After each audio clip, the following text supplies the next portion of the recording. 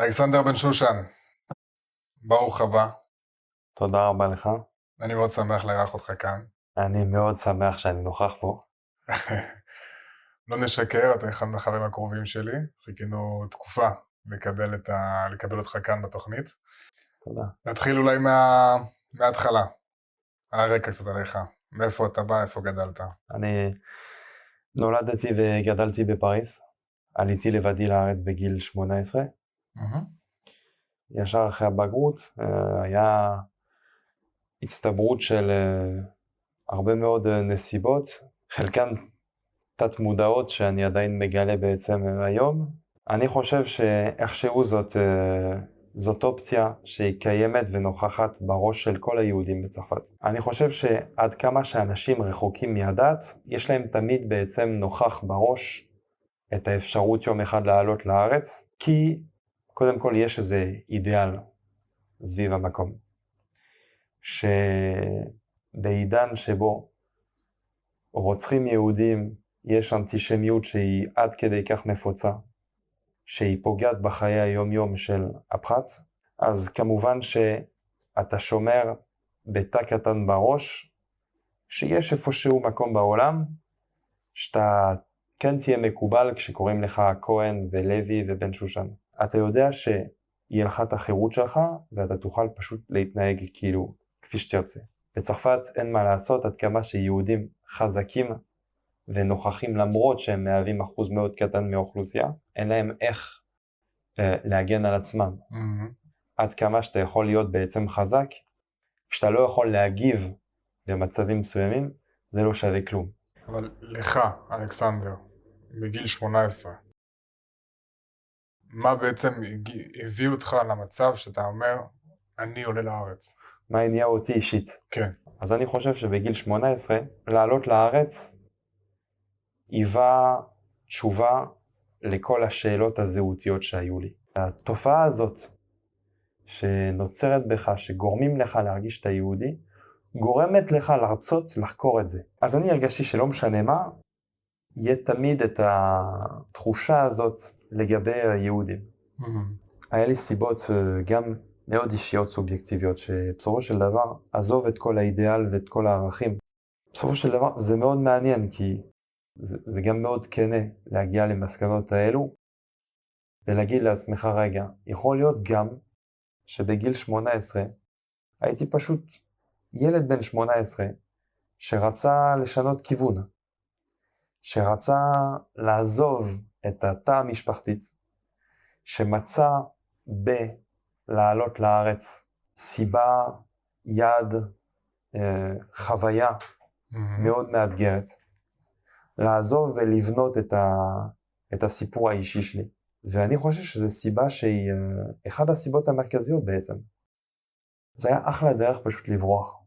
תשמע, זה מאוד מעניין מה שאתה אומר. כי אני חושב זה שלב מסוים בחיים.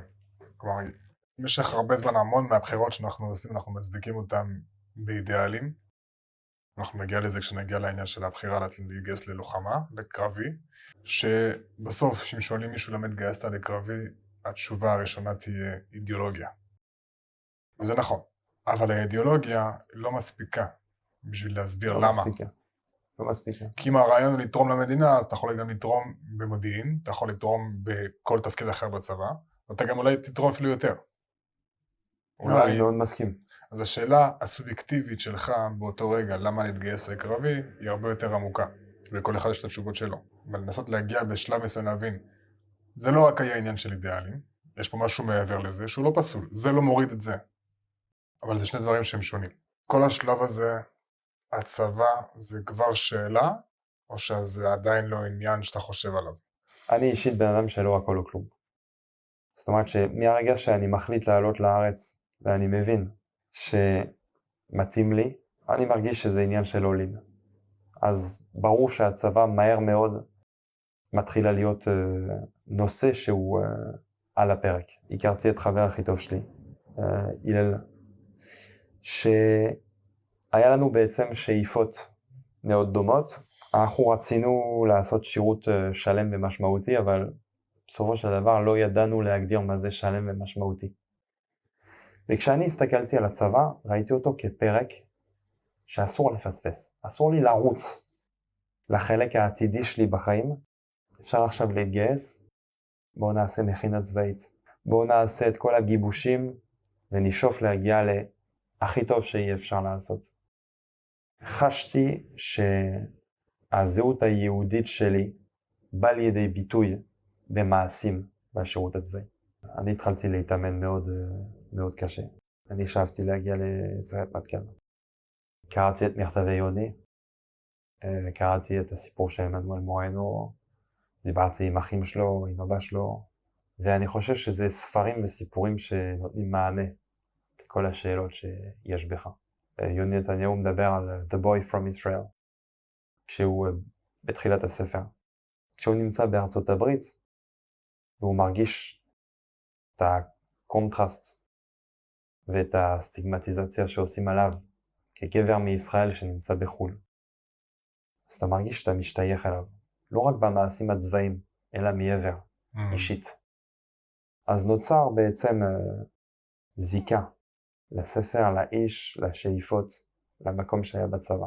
ועמנואל מורנו, אז מכירים קצת את הרקע, המשפחה עלתה מצרפת, עמנואל נולד בצרפת. הוא עלה בגיל 1, והוא דמות עד היום שמהווה משהו גדול. אז עשיתי את היום סיירות, עברתי, קיבלתי את הגיבוש מטכ"ל, ואחרי זה עשיתי את הגיבוש מטכ"ל, ובסוף הגיבוש מטכ"ל,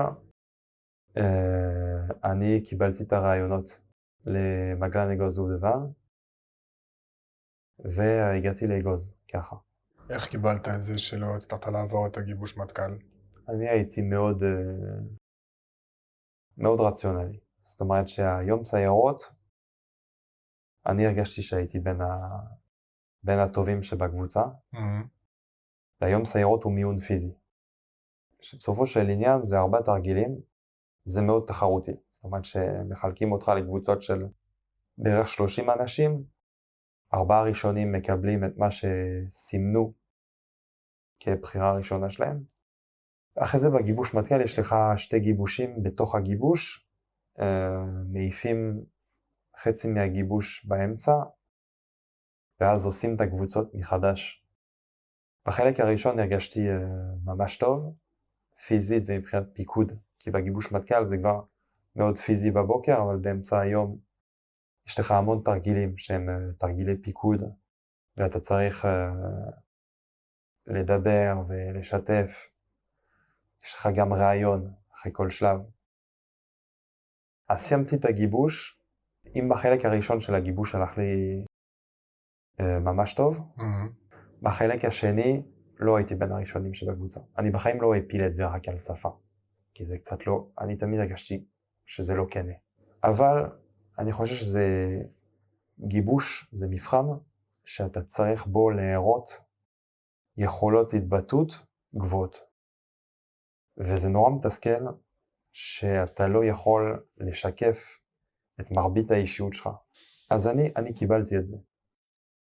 ואני חושב שהגעתי למקום שהכי מתאים לי. אתה מכיר את היחידה לפני זה?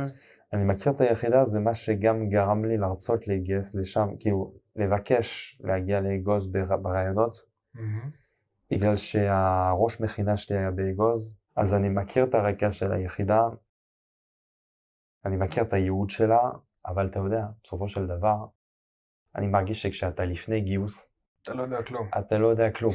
עד כמה ששמעת זה רק דמיונות. נכון. לא איך יודע הולך כלום. לך המסלול? המסלול היה קשה. המסלול היה מאוד קשה. פיזית, עד כדי כך קשה פיזית שזה מגיע לקושי מנטלי מאוד גבוה.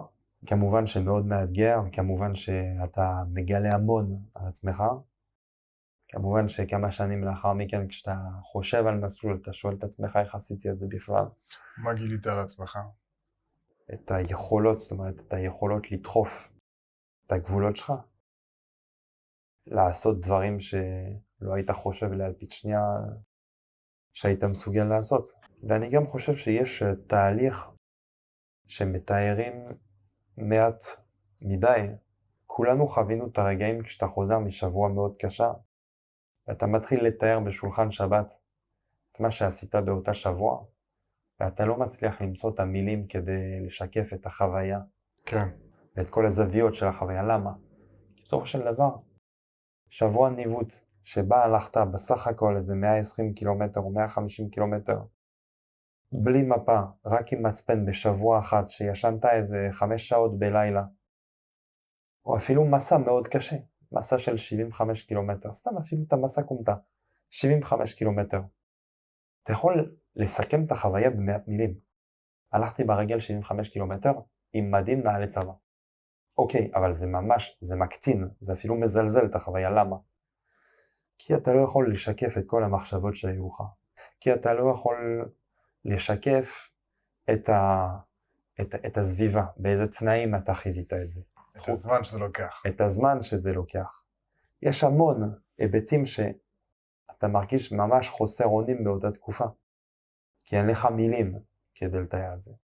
אין לך מילים בגלל הגיל, וגם בנוסף לזה, אתה מרגיש שהאוזן שמולך היא לא מסוגלת לקבל מה שאתה מתאר. אני חושב שזה מחיר מסוים שהוא לא מוכר מספיק, חד משמעית. ושאנשים לא מבינים את המחיר הזה כדבר שהוא כל כך קשה לאנשים, ללוחמים, ואנחנו נדבר אחרי זה על המלחמה כמובן. אבל המחיר הזה שאתה פשוט חווה חוויה, שאין לך את המילים לספר אותה למי שלא היה שם איתך, זה מחיר מאוד מאוד כבד, שגורם לך בצורה מאוד טבעית לבדידות. אתה לבד בסוף עם הדבר הזה. ממש. אבל אתה לבד לא כי אנשים לא מוכנים לשמוע, אתה לבד כי אתה מבודד את עצמך, כי אתה פשוט מגיע למסקנה, אתה סוג של מוותר, אבל אתה מגיע לסף הסבלנות שלך, ואתה מבין שאתה לא תוכל בעצם לקבל את מה שאתה ממש צריך באותו רגע. אחת הסיבות שחשבתי שזה חשוב לפתוח את הדבר הזה, שאנחנו בעצם נמצאים בתוכנית הזאת, זה כי אני חושב שזה הרבה יותר קשה לנו לדבר מאשר לאחרים לשמוע. והתפיסה שקשה להם להקשיב, קשה להם לשמוע, שיש להרבה אנשים מרגישים איזשהו כעס כזה, שהזר לא יבין כל הדברים האלה, יכול להיות. זה גם קיים, אני לא אומר שזה לא קיים. אבל הרבה יותר קשה לך לספר, מאשר להם לשמוע. ולרוב הם רוצים לשמוע. לפעמים קשה להם לשמוע כי אתה מספר דברים קשים. כי אין לך את הפילטר הנכון להעביר את המידע בצורה מסוימת. אתה עוד לא מדבר, אתה כבר פורק. כשאני חזרתי למשל עכשיו מעזה, אני פשוט הרגשתי אצל אנשים שהם חששו לשאול שאלות, מתוך פחד שאני לא ארצה לשתף. ושאני לא ארצה לשתף למה? כי חיוויתי אולי חוויות שהיו נורא קשות. אבל אני חושב שזה נבע דווקא ממשהו אחר. לא כי חיוויתי חוויות קשות, אלא כי לא יכולתי לשתף את החוויות האלו לכל אחד. אני פשוט מראש אוותר. כן. לספר את הסיפור למישהו שלא היה באותה סיטואציה. שזה חוויה, אני יכול לדעתי, מאוד קיימת בקרב לוחמים. בוודאי. בוודאי. נחזור לסדיר. אני מסיים מסלול, ואז עוברים ללוחמים. אני עוזב את הצוות שלי, הצוות שלי עולה לפלגה מסוימת ביחידה, אני עולה לפלגה אחרת כי הייתי צלף במקצוע, אז עליתי לצוות צלפים. והיה לנו שירות מאתגר, כי כשאתה צוות צלפים ביחידה, אתה צריך פשוט להיות נוכח בכל המשימות של היחידה. זאת אומרת שאפשר, אתה כוח נייד, ואפשר לשלוח אותך לכל המשימות. ובדיוק אצלנו היה את הייחוד של הקומנדו, נהיינו חלק מחטיבת קומנדו עם דובדבן ומגלן, ושלחו אותנו ממש לכל המשימות של הקומנדו ככוח, כצוות צלפים. אז היינו יכולים להיות בתחילת השבוע בצפון, במערב, באמצע השבוע היינו מלא באיו"ש, ובסופי שבוע היינו למשל בהפסדים שהיו בעזה, בגדר. אתה זוכר רגעים או אירועים שנצרבו בך, שאתה חושב עליהם עד היום? כן. יש כמה דברים, יש כמה פרקים שהיו מרכזיים מבחינת התפיסה שלי. אני זוכר שפעם נכנסנו להפסד במחנה פליטים, ליד קבר רחל. ושוב, היה לי נטייה לקשר את הכל לתפיסה האירופאית שלי. שלמרות שסיימתי מסלול באגוז והייתי במכינה צבאית והכל, היה לי את העין של העיתונאי האירופאי, שבה השופט בודק, מסתכל על דברים באופן אובייקטיבי. סוף סוף אני אוכל להסתכל בעצם באופן אובייקטיבי דרך העיניים שלי על מה מדובר. נכנסים למחנה פליטים בבית לחם.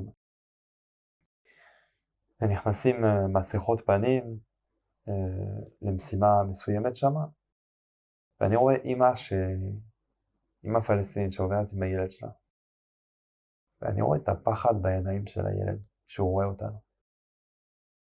ואני שאלתי את עצמי מה הוא חושב, איך הוא מסתכל עליי. זאת אומרת שלי מאוד ברור שאני לא איזה רוצח צמא דם שבא לגרום לו נזק חינם. תופס אותך תחושה של אי הבנה. מה אני אמור להרגיש באותו רגע. ואז מהר מאוד אתה נזכר בלינץ' ברמאללה. ואתה מאזן את הדברים. ואתה אומר לעצמך שהכל הוא עניין של ניואנסים. אתה לא יכול ליפול באף עמדה קיצונית. אתה לא יכול ליפול עכשיו ברכות קיצונית ולהגיד שאתה אמרו להתחיל להאשים את עצמך בשביל מבט תמים של ילד, ובצד שני אתה גם לא יכול להפוך למכונה עיוורת שפועלת לפי מה שאומרים למרות שבפועל זה מה שאתה צריך לעשות. ושחשוב מאוד לציין שלאורך כל השירות הצבאי שלי, אני אף פעם לא קיבלתי פקודה שמוסרית לא הבנתי את ההיגיון שהיה מאחוריה. היה פשוט רגעים של שאלות אישיות מורכבות. סיטואציה נוספת שאני חיוויתי זה סיטואציה שהייתה אז פעילות הראשונה שעשינו. היה לנו פעילות ראשונה משותפת עם מגלן ודובדבן בקלנדיה. נכנסנו לקלנדיה, שם היינו שעות רבות, וכשבאנו לצאת מקלנדיה אז אנחנו האחרונים שמתקפלים, כי אנחנו מבטיחים את הקיפול הבטיחותי של כל הכוחות בתוך צלפים. אז אנחנו על גג, בודקים שכולם מתקפלים, אנחנו באים להתקפל.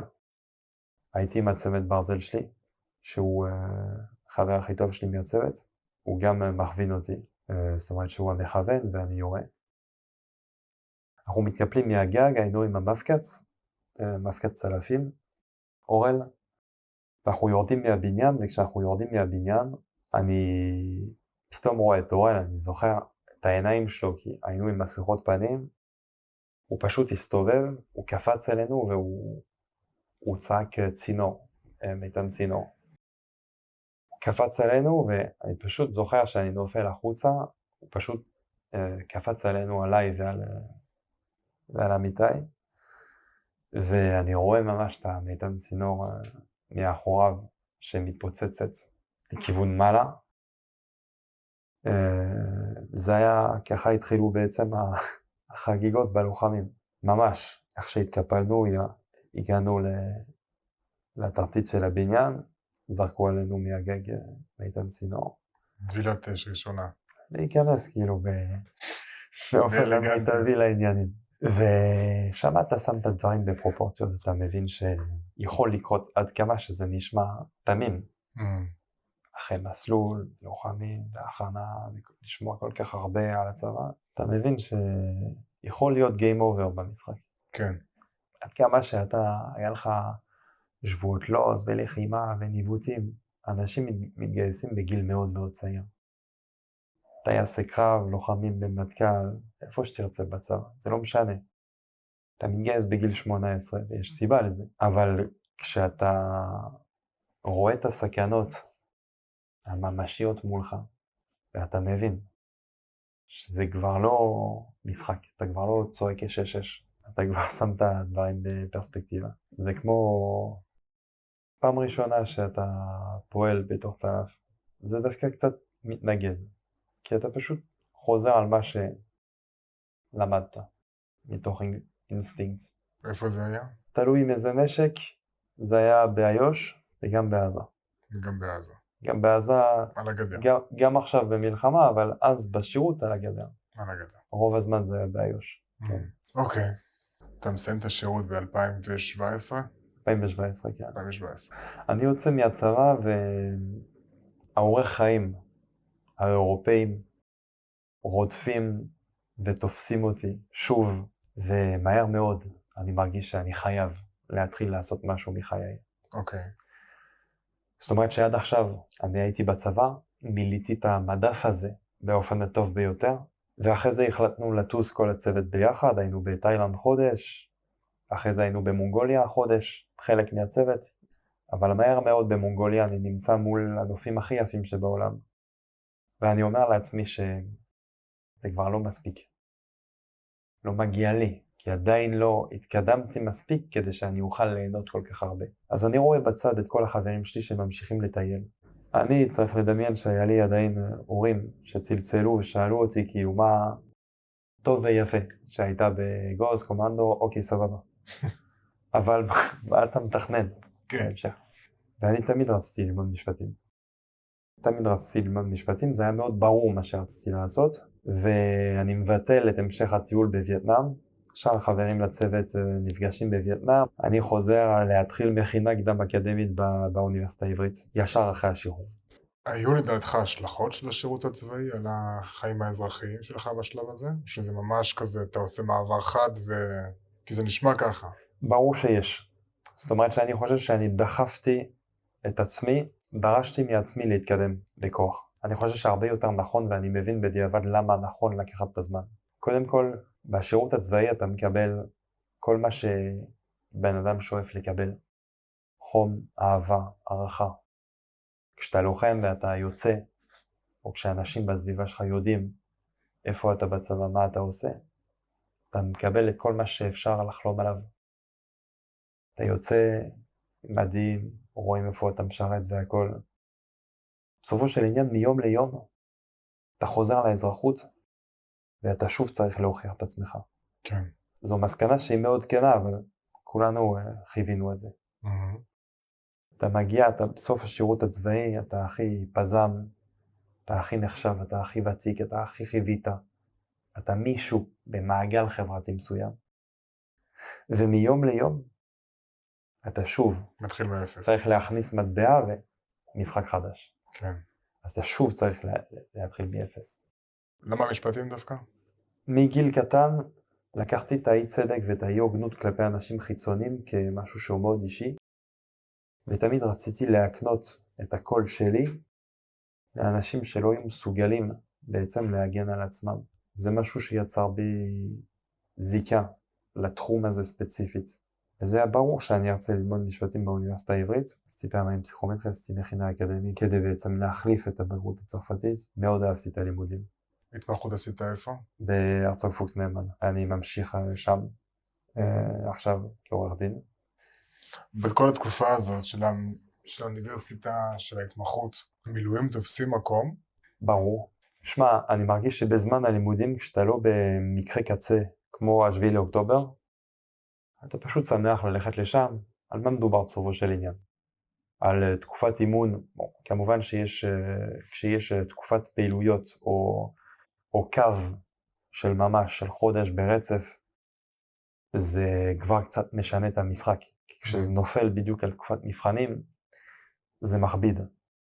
אבל אתה תופס את זה כמשהו שאפילו משנה שגרה.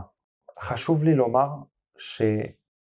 שהפרספקטיבה הכללית שלי לגבי המילואים היא מבוססת הרבה על עצם זה שאני עושה מילואים עם הצוות המקורי שלי. אני לא יודע איך הייתי מגיב, אני מאוד כנה. אני לא יודע איך הייתי מגיב אם הייתי צריך לעשות מילואים לאנשים שאני לא מכיר. יכול להיות שהייתי פחות נוכח. כמובן שאתה מגיע למילואים גם כי זה משהו שהוא חשוב לך, רוחנית, משמעותית. אבל זה דברים שהם, סלח לי, אבל קצת יותר מיינסטרימים לומר. ידוע. כן. בסדר, זה משותף לכולם. למשל, לדמיין עכשיו שהצוות שלך ייכנס לעזה, ואתה לא תהיה חלק, זה קשה מאוד. ובמובן מסוים, אתה סוג של נהיה בן ערובה מהסיטואציה הזו, שאתה כבר לא יכול להחליט רק לפי מה שמתאים לך אישית. אבל אתה לא משנה מה חייב ללכת. כי אתה לא תהיה מסוגל להסתכל על עצמך במראה, אם אתה לא תהיה חלק.